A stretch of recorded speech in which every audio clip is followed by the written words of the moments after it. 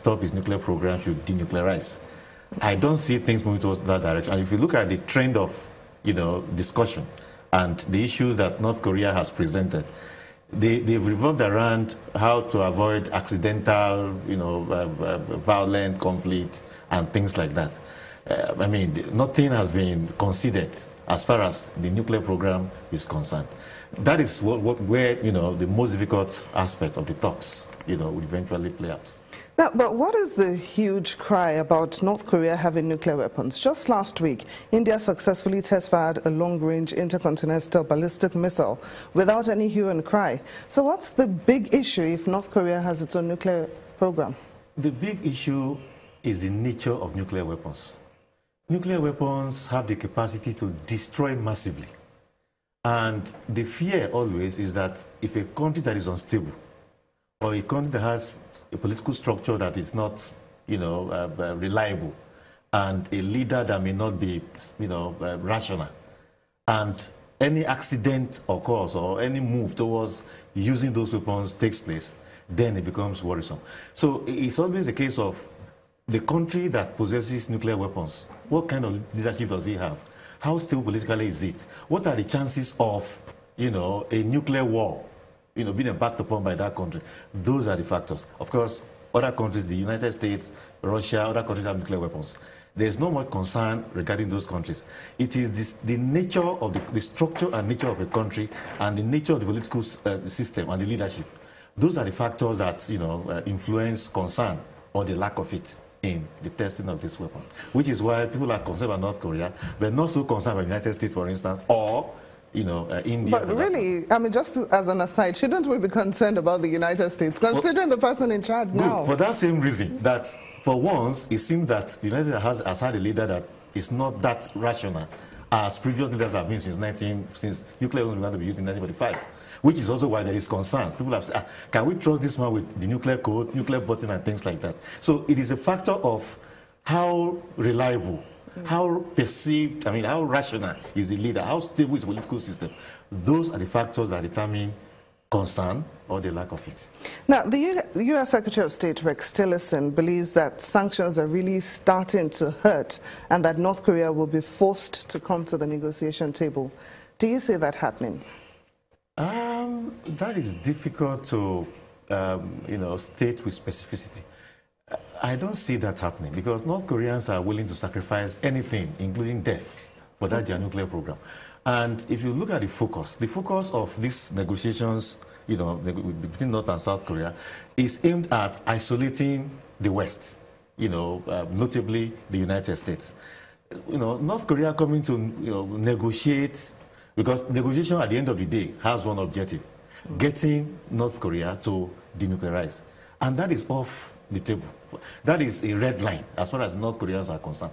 What I do think is that North Korea will try to, negotiate with South Korea, try to make peace within the Korean Peninsula, but not to the extent of accepting some broad negotiation with the rest of the world that will lead to denuclearization.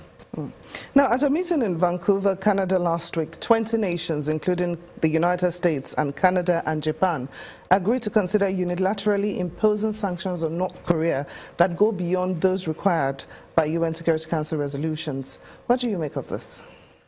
Well, I think there is a perspective. There is a school of thought that believes that North Korea's overture, an engagement in diplomatic engagement with the South, has been partly influenced by sanctions. That the sanctions are now becoming more effective. So I think what these countries try to do is to intensify, expand the sanctions, such that North Korea will be compelled to accept the view of the international community regarding, broad negotiations on the nuclear weapons. How far they go is left to be seen. But just as you have said that you don't see North Korea giving up its program because they're willing to risk anything, even death. Exactly. So what then is the way forward for the international community?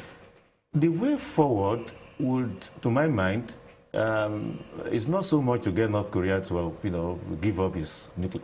They've acquired it, and all the global community is trying to do is to, see how whether it could be reduced or, they could get them to be either destroyed or something. Those are extremes. What I think should be done is how to manage what already exists. And if you look at the talks between North and South Korea, it's already towards that direction. What do we do such that there is no accidental nuclear violence and things like that, such that stability will maintain, such that what other countries that possess nuclear weapons have done, that the global community is not concerned. North Korea too could have such. North Korea, they virtually have acquired, nuclear weapons, and I don't think there's anything anybody can do. What can be done now is to get them to destroy them, which is, almost impossible. It's more than a red line for the North Korea. Now, finally, President Trump has accused Russia of undermining international sanctions against North Korea. Do you think there's any truth to this? It seems so. I mean, they've shown evidence to, confirm, to corroborate that position. And it is easy to understand. Russia does not accept those niceties of diplomacy. I mean, does not, the Western point of view, which is the predominant point of view, Russia does not buy into it. And so, which is why we see Russia doing what it's doing, even in Syria. And then now North Korea. And it should be understood very clearly that Russia does not accept that philosophy of let just a few countries, Western countries dominate. Russia is against that. In fact, Russia acts to counter that. So I think there is truth in that. And of course, a great deal of evidence has been shown to corroborate that. Again, what needs to be done is to always get Russia as much as possible to the side of the global community so that, a great deal of what the global community wants can be achieved. The case of Syria is very clear. Much progress would have been made in Syria by now if Russia didn't take the position it has taken. And nobody has been able to do anything to stop Russia. So I think that is true. But what needs to be done is to get, as much as possible, Russia on board. When I say on board what the global community wants, so that global peace and stability can be attained. Dr. David Awurawo, thank you so much for coming on Diplomatic Channel. Thank you.